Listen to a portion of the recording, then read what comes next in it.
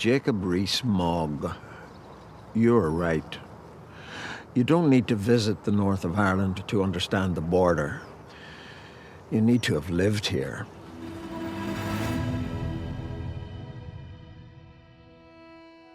When the border was no man's land, neither your land nor my land, a ragged stretch of spike. And because you do not like to think it's a problem, does not mean it vanishes. A trick of the eye, a trompe-l'oeil. Just because you have said the problem is imaginary does not disappear the thread of reality. I used to assume that magical thinking meant wide eyes, a vision that doesn't stop with the sky, creative view on old to make it new. But now, sure, someone from the EU accused Westminster of magical thinking. No assumptions anymore about what magic is. There's a lot of chat about imagination when people talk of the border. The Irish one, you know, between the northern part and the southern part, and what keeps them apart. Stone or moss, hard or soft. You hear these things through airwaves and screen and wonder what they mean.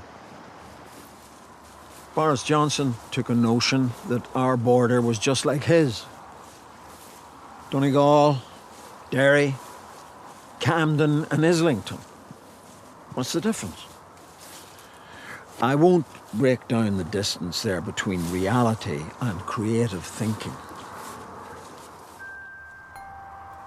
Magical thinking, an imaginary problem, a pragmatic extension of a reality that already exists.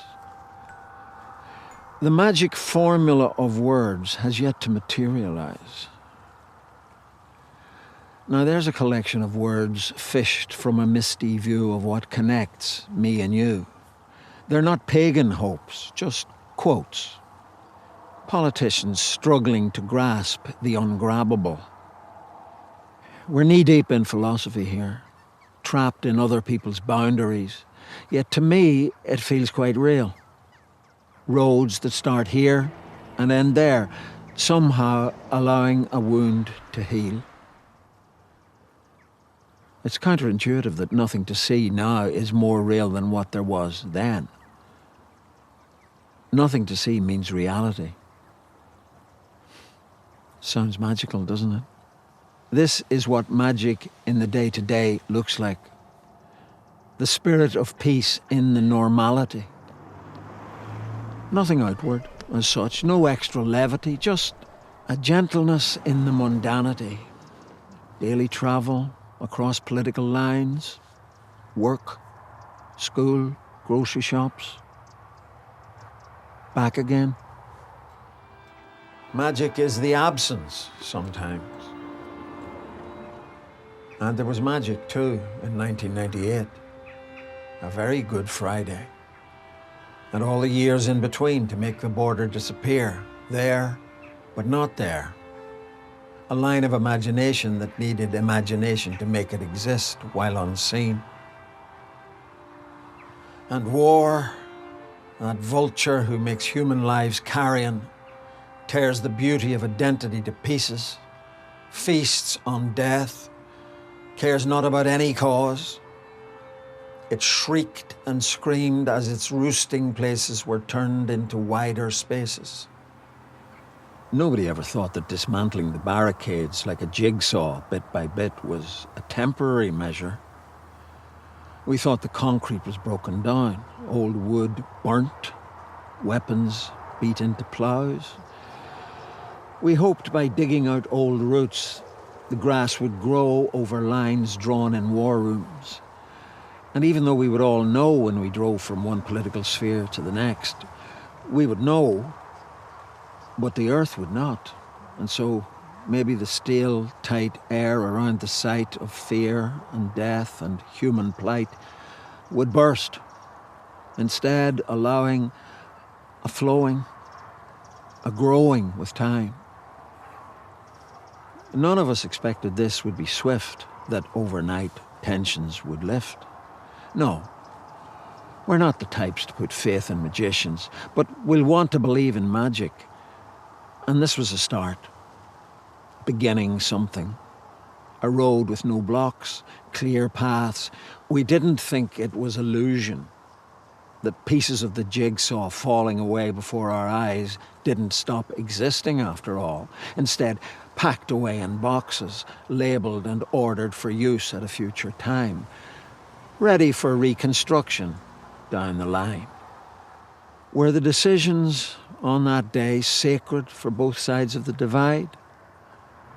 Or just things that made the process move ahead for then? Apparently, there hasn't been a hard border here since 1923. You'd have known that wasn't true, Toby Young, if you'd been here to see. And no, I wasn't alive either when Lloyd George called Ireland the Irish question. That was 1916. It's strange that now it seems the people in power and the people who write about us are calling it that again. We've got questions, but now we're the Irish question. Isn't identity something to do with magic? The mystery of birth, what we cleave to in life. Another imagination given credence by ritual, grows from the soil, planted in the earth, rooted in how we see.